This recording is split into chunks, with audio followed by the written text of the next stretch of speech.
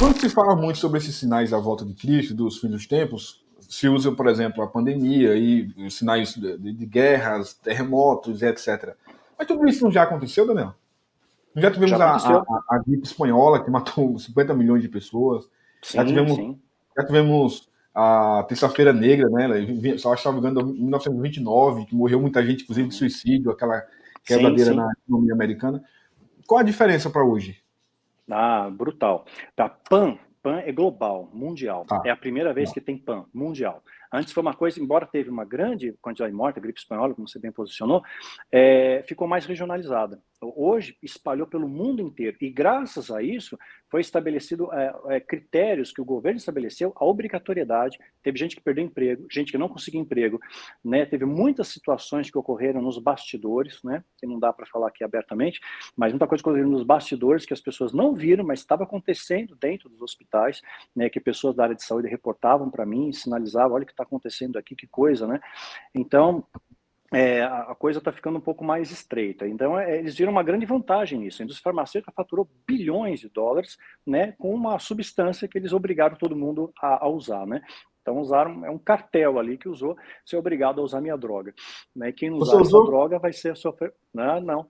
Não, Não, eu fui nenhuma. obrigado a tomar uma. Eu tomei uma dose de uma delas, né? Porque eu tinha uma viagem marcada e era obrigatório. Você não podia viajar, não podia ir para o teatro, não podia ir para o planetário em São Paulo, não podia fazer nada se não tivesse o raio da vacina.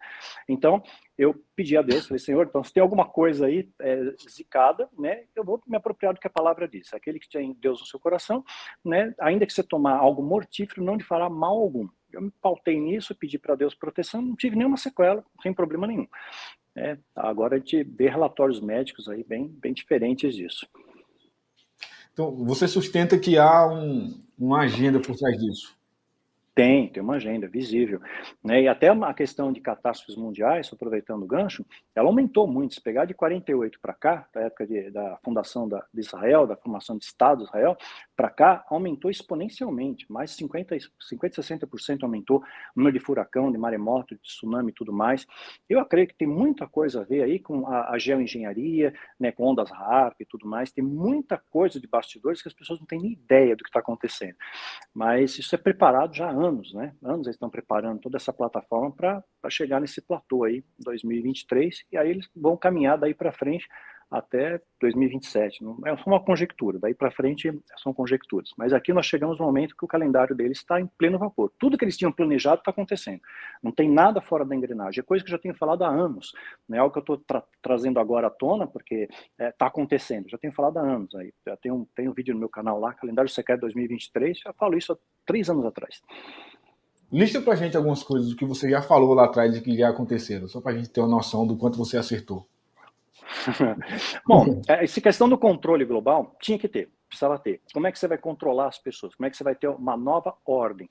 Na nota de $1 tem novos ordens do seclório, nova ordem mundial. Como é que nós vamos estabelecer essa plataforma? Como é que nós vamos controlar as pessoas? Pelo medo. Então, Al Gore, ele lançou, né, a ideia do aquecimento global em 2006, ele começou a fazer alarido com isso, em 2007 ele laureado com o Prêmio Nobel, e aí esqueceram um pouco disso. Teve geofísicos que falaram, não, aquecimento global é uma falácia. Tem até um geofísico, professor da USP, e ele falou, tem uma entrevista no Jô No Soares, até, eu programa do achei Jô fantástico. Soares, eu vi. Muito Fantástica boa, a muito entrevista boa. dele, muito claro, muito cartesiano, mas ele foi muito retalhado nos bastidores, muito rechaçado nos bastidores. Ele deu exemplos muito óbvios, né, para Sim, justificar que não faz elementar. sentido. Sim, óbvio, elementar. Então, mas aí trouxeram essa questão do aquecimento global resgatando. Olha só o que vai acontecer se a gente não tiver cuidado. E a ideia do grande reset, ela resgata essa questão do aquecimento global de novo. Eu já tinha falado sobre isso, olha lá, olha o que o Gore está falando, olha essa questão do aquecimento global, isso daí vai unir as pessoas, porque está todo mundo unido em prol de uma causa específica. Então, Sim. você une as pessoas pelo medo. Quer dizer, se eu não me engajar nisso, e agora com a inteligência artificial, muita gente vai perder emprego. A máquina vai substituir o homem. Inclusive, estão pensando em fazer até escritores, né? A inteligência artificial quer escrever livros, né? Isso aí eu não concordo. Eu acho que isso é coisa do capeta. Escrever livro tem que ser um ser humano, né? Mas, enfim, a inteligência artificial está fazendo tudo, então vai perder. O Musk já falou sobre isso, né? O que vai acontecer? As pessoas vão perder emprego, a máquina vai substituir o ser humano nas linhas de produção e uma série de outros fatores, até advogado, né? A inteligência artificial pode reproduzir.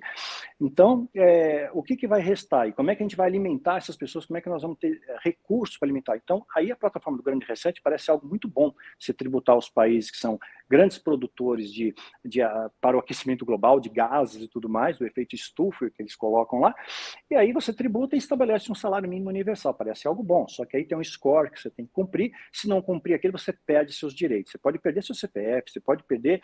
Hoje em dia, você pode ter gente que perder emprego, gente não podia viajar, não podia trabalhar, não conseguia emprego, e pode piorar isso, né? Um monte de gente escreveu para mim, eu não consigo emprego porque eu não tenho passaporte que eu tomei a picada, né? Então eu não consigo emprego. Eu perdi emprego porque eu não aceitei tomar picada, né? Então nós vemos um controle totalitário nisso. É uma ordem dada e você tem que cumprir, né? E você não tem para onde escapar. Quer dizer, não tinha nem terminado as pesquisas a respeito, né? Não tinham pesquisas conclusivas, pular etapas.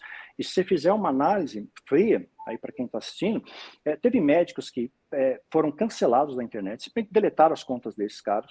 Teve médicos cientistas, né, que morreram, perderam a vida porque falaram a verdade. Então, esse sistema, ele procura abranger tudo isso e vai calar a boca de todo mundo que venha falar a verdade, para alertar o povo, que é mais interessante que você caia nas garras da mentira, né? Então, eu tenho alertado sobre isso. Quando você fala grande reset, você quer falar controle populacional, é isso? Isso, controle populacional. Porque para você se engajar nesse projeto Grande Reset, o Klaus é o grande maestro que está com a batuta na mão nesse momento, ele apresenta isso como proposta, né? Então, vamos fazer o Grande Reset e vamos controlar as pessoas, né? É mais fácil. Quem é o Klaus Klaus? ele é o líder e é fundador do Fórum Econômico Mundial, né? Então, até o logo do Fórum Econômico Mundial vai dar um 666, coisa curiosa. Mas o Klaus ele era um mero professor de faculdade, de repente ele é catapultado para líder e fundador do Fórum Econômico Mundial e começou muito bem. E de repente veio pela beirada, comendo pela beirada, aproveitou aí a onda da PAN e veio apresentando a proposta do Grande Reset, né, como sendo a grande solução para a humanidade. E é claro, as pessoas vão ter que aceitar, querendo ou não querendo, vão ter que aceitar o Grande Reset cada vez mais próximo de nós. Já tem a moeda única, né, e tudo mais, já está acontecendo. E a revista Economist cantou a bola e tudo isso daí. E eu falei todas essas coisas em seminário também, que eu ministrava pelo Brasil e fora dele, né, quando eu viajava. Com relação à moeda única, eu vi esses dias quando os líderes da América Latina estiveram aqui no Brasil, os 11 presidentes se encontraram, foi falado sobre uma moeda comum, que era a ideia de ter uma moeda para negociação comum. A ideia, pelo que eu vejo do próprio Lula, é cada vez mais desarticular os Estados Unidos para que o dólar perca força e você tenha uma moeda que funciona aqui. Essa ideia de moeda única é uma moeda global, que o mundo inteiro vai usar somente essa moeda, seria isso? Eles estão apresentando isso como proposta. Estão colocando como proposta, inicialmente. Estão colocando a ideia. Primeiro você lança uma ideia e pavimenta aquela ideia. Eles não vão obrigar ninguém a usar isso da noite para o dia. Já saiu uma matéria, eu vi recentemente, isso daí até postei nas minhas redes sociais, e que o Banco Central já está anunciando que provavelmente vai ter o fim, não vai ter mais cartão de crédito, né? Então já começa, não vai ter mais papel moeda, não vai ter mais dinheiro físico na mão, já está se extinguindo. Então cada vez mais você está refém de um sistema. Se amanhã ou depois você ficar sem internet, por exemplo, deu um apagão por aí, você perdeu tudo, você não tem mais nada. Eles cancelam a tua conta, da noite para o dia você fica no zero, né? E já tem tecnologia para isso. Já tem tecnologia para isso, é verdade. Mas assim, eu não sei, e você acha que esse avanço da tecnologia a tal ponto, isso é demoníaco de alguma forma? Isso é planejado. É assim, tem, claro, eu creio que existe uma força espiritual por trás, claro que vai corroborar para facilitar, um facilitador para eles poderem agir nesse meio de campo aí. Mas, evidentemente, toda essa tecnologia, ela tá sendo usada para quê? Ela pode ser usada para o bem ou pode ser usada para o mal, né? Uma arma na mão de um policial, ele vai te defender do bandido. Uma arma na mão do bandido vai ser zica. É a mesma arma, depende da mão que está. Então, essa tecnologia nas mãos de pessoas erradas, evidentemente, vai favorecer a eles, né? E para eles não é interessante dar manutenção do sistema. Hoje somos 8 bilhões de pessoas no mundo, é muita gente. Então, muita gente consumindo água, consumindo que está acabando, consumindo alimentos que está esgotando, mesmo os transgênicos, como alternativa também, o negócio já não está mais sendo tão alternativo assim, né? Precisa de agrotóxicos, toda hora uma química diferente, então está esgotando, mão de obra está esgotando, não tem mais, o SUS no Brasil, não tem mais, vai chegar uma hora que vai entrar em colapso, não vai ter grana para bancar tanta gente, aposentadoria, o serviço hospitalar para tanta gente, então o que eles vão fazer? Eles precisam eliminar uma parte da população, é bem aquela questão da linha das pedras da Geórgia, né, que é o Stonehenge americano, que caiu, demoliu. Quer dizer, ninguém sabe quem construiu as pedras e ninguém sabe quem destruiu as pedras, né? Tem a imagem até das pedras ruindo, explodindo, mas não mostra quem colocou a bomba lá. E curioso, um detalhe curioso, só uma curiosidade, né? As pedras de Geórgia caíram no exato momento que o acelerador de partículas lá, né, o CERN, ele foi resetado para descobrir matéria escura.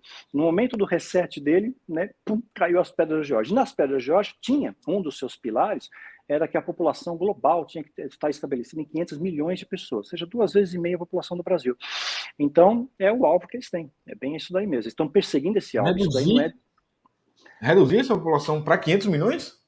500 milhões. Estava nas pedras de Geórgia lá, como um dos parâmetros, né, que eles tinham ali para perseguir, metas a serem perseguidas, reduzir a população para 500 milhões de pessoas, somos 8 bilhões, então o mundo está ficando escasso, é muita gente aí, então para esse sistema da nova ordem, pessoas que não são produtivas para eles, só trazem despesas, então idosos, deficientes, assim, pessoas que não conseguem produzir para o sistema, ou só produzem mão de obra que vai ser substituída pela engenharia, pela inteligência artificial, para eles não tem interesse.